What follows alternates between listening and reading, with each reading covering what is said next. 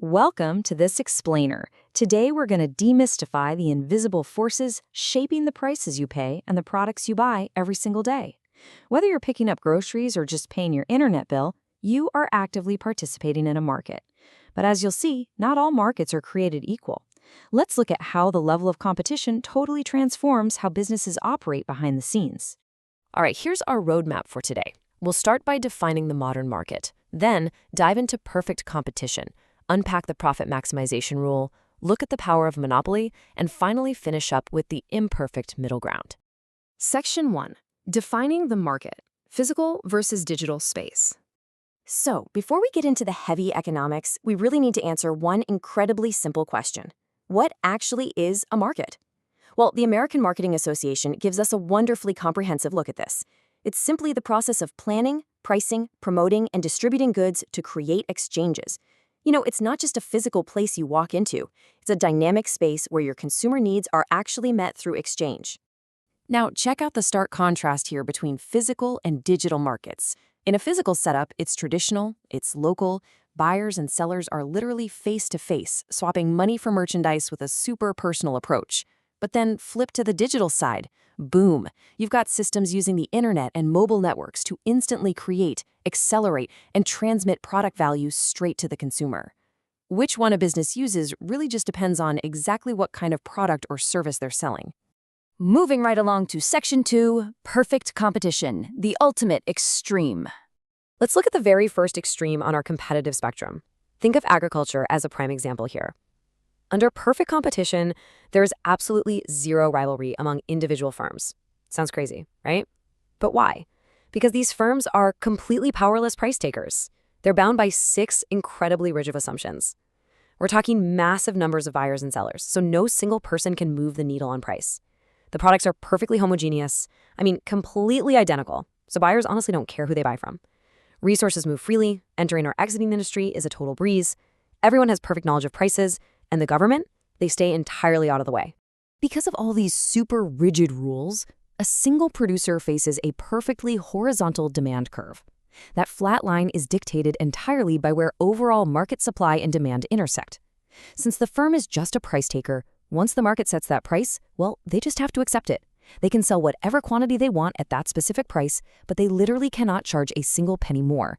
So their marginal revenue and average revenue are exactly identical to that flat market price line. All right, Section 3, profit maximization, the golden rule of output.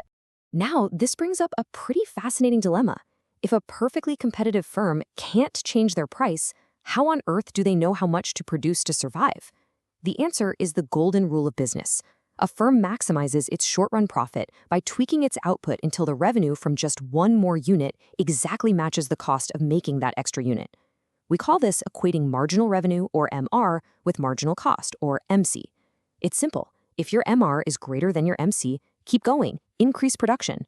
But if your MR dips below your MC, you are actively losing money on that last unit, and you need to dial back production immediately. Using this marginal approach, the firm spots its ultimate sweet spot, exactly where that rising marginal cost curve intersects the flat marginal revenue line. Notice I said rising. For true equilibrium, the math actually demands that the marginal cost curve has to be sloping upwards right when it crosses the MR line. That guarantees profits are actually being maximized, rather than just hitting some temporary low point. Okay, let's see what happens when we bring average cost into the mix. Once a firm finds that perfect output level, where MR equals MC, we look at where their average cost sits. If their average cost is below the market price at that quantity, that shows the firm successfully securing a positive economic profit. Absolutely huge for them. But on the flip side, if average costs were higher than the price, they'd be taking a loss.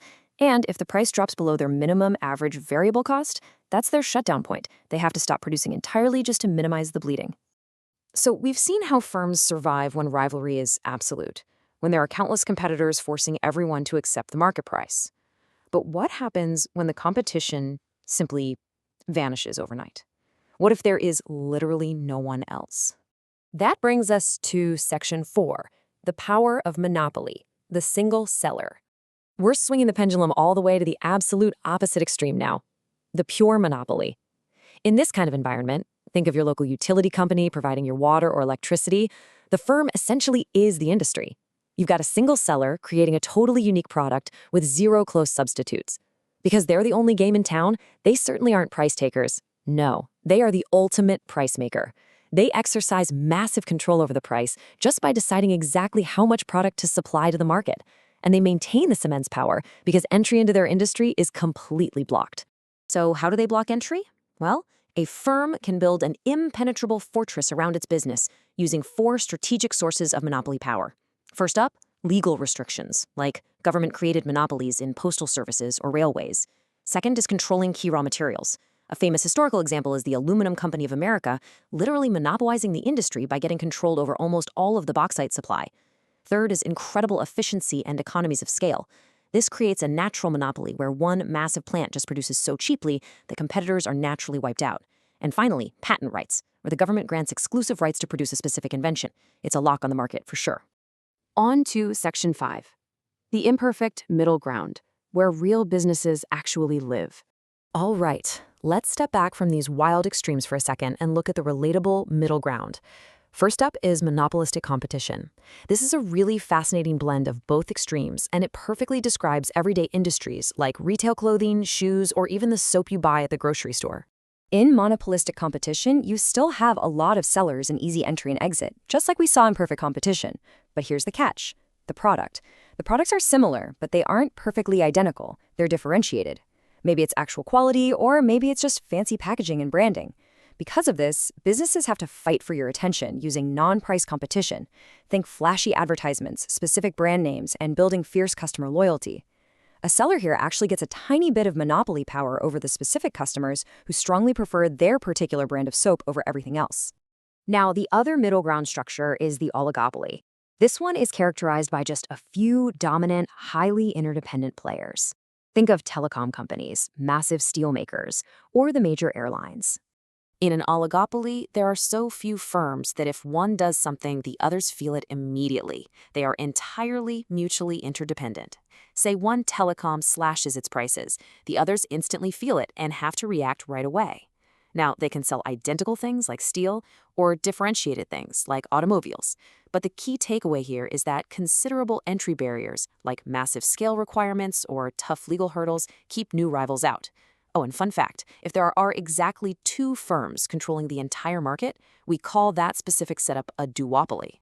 To summarize our entire journey today, here is a complete cheat sheet. It shows exactly how these 4 market structures stack up side by side. From the massive number of agricultural sellers with absolutely zero price control and perfect competition, all the way down to the single utility provider with significant price control in a pure monopoly. By understanding exactly where a business falls on this table, you instantly understand how they operate, how they set their prices, and how they navigate around their rivals. As we wrap up this explainer, I want to leave you with a provocative thought to keep in mind the very next time you step into a store or click buy online. Look at that price tag and ask yourself, who really set this price? Was it the invisible hand of perfectly competitive market forces, or was it the deliberate choice of a powerful monopoly? Understanding this totally changes how you see the world around you. Thanks for joining me on this journey across the competitive spectrum.